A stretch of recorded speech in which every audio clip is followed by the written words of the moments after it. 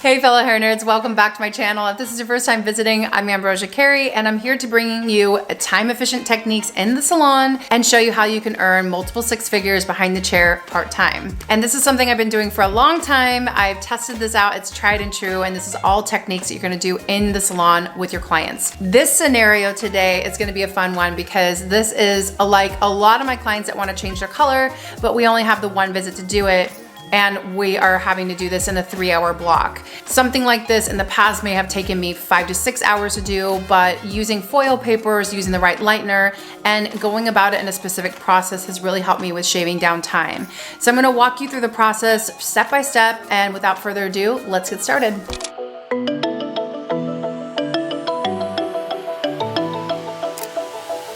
This is Kim. We like to change her hair quite a bit. So you can see she has a copper red highlight that's faded out a little bit. You can see some traces of gold, and she has a level 5 retouch. So I have a double bowl that I'm gonna have my lightener on one side and her retouch on the other.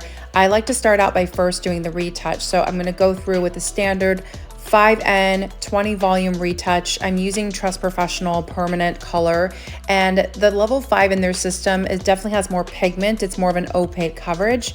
So I am going in with that and stamping that retouch in before I go into the highlights. Now that the retouch is on, I'm gonna take my time by lifting out some of those more coppery pieces. So I'm gonna piece those out using these foil papers. As you can see, it's paper on one side, foil on the other side, and it's by Trust Professional. The lightener that I'm using right now is also by Trust Professional. It is a collagen-based lightener, so it's different than clay, even though you can use it open air or in a foil. But what I like about this lightener is that it doesn't harden and flake. You know how clay-based lighteners sometimes can get an outer shell and it gets dry and it kind of gets all over the place, it gets messy. With this collagen-based lightener, it stays wet, so it's easy to apply. It's a little bit on the thicker side, and it works really well in a foil paper like this. So what I like about the foil paper, going back to it, is it actually incubates the process. So it actually helps with lifting the hair up more evenly, and it also controls the lightening process. As you can see, I am pre-loading the foil paper with my lightener first before I place it underneath the hair. What I like about that is it actually helps the hair hold in place while I am painting through the top. And when you actually apply this way, you end up saving your lightener by 30%. The reason why is you don't end up oversaturating the top to try to get it through to the bottom, and you work a lot faster this way because you're saturating both sides of the hair as you're pushing it into that foil paper.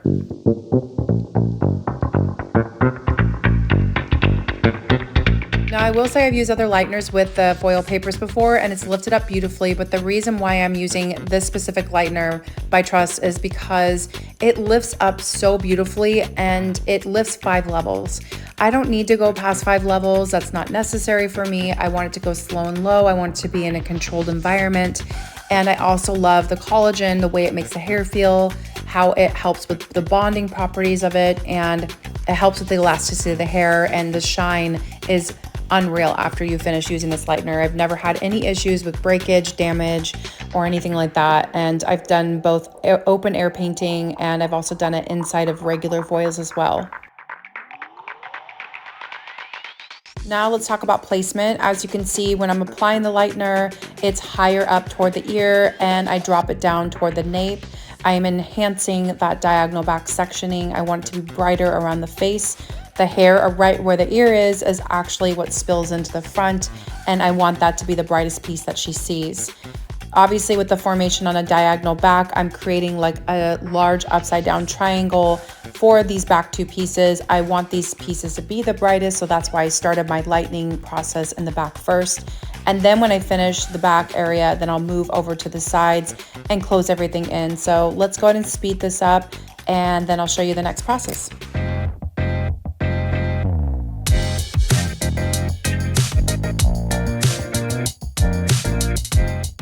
Now we're going to switch it up around the front of the face. So here we are around the temple area. I'm still doing diagonal back sections throughout the whole head, but you can see I'm taking a fairly thick section, and I think it's worth talking about this because if you go in too fine with the fine baby hair on the face, it's going to end up brightening too much and it's going to stand out in not a good way. It's not going to look like it fits in with the rest of the pattern. Now I'm taking a large stitch and I'm dropping that in as well. And I'm taking my angle still in that diagonal back sectioning and just going a little bit higher up toward the face, again, because I want that brightness to spill over around her eyes, and I want her to see that brightness kind of coming through. It's also important to do lots of back brushing when you get to this point too, because you want that to blend in as much as possible. But the important thing is you don't want to see where that highlight starts and stops.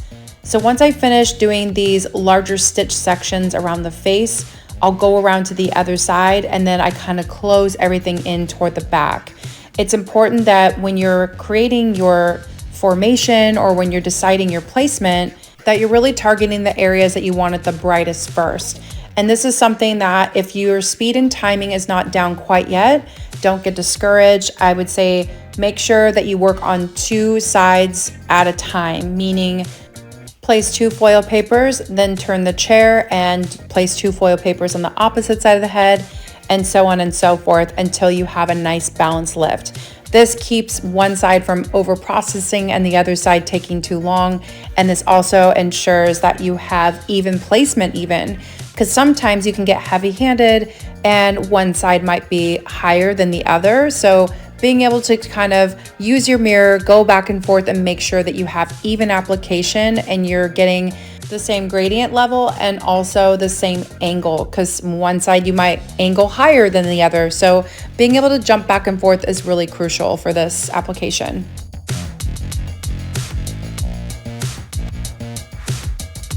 Now that we've finished processing, I'm assessing the levels. I'm looking at mostly level 8 with some sprinkled 7 in there. So I'm going to tone to the 8 because it's more important that it's bright. I'm using an 8 natural ash with some blue violet pigment in there to tone down the 8, but also to soften the level 7. Contrary to a belief, it's okay if you put a toner in that's slightly lighter than your result if your goal is for brightness and just to get rid of the raw pigment. I'm applying this on wet hair. I'm going to let it process for 15 minutes and wait till you see the beautiful shine when we're done. So as a final recap, I did a full retouch, full balayage, toner, and a haircut in 3 hours from beginning to end. This is a $450 service that I was able to do in 3 hours. This is how you can make more money with your time. Try this out and let me know what you think. This is one of the many examples of what we can do in a short period of time, how we can save ourselves on time, and we can still double our income since the client is paying for the end result. They're not paying for the hourly. And that's the important factor to assess whenever you're considering a la carte services versus hourly. My suggestion is if you charge hourly, you would just want to bump up your per hour if this is something that you're able to shave down time. This is a goal of mine. I want to be able to help you and your efficiency behind the chair and the salon. So please comment below and let me know what else I can help you with in the future. And as always, please like, subscribe, hit the bell, do all the things, and I will see you next week.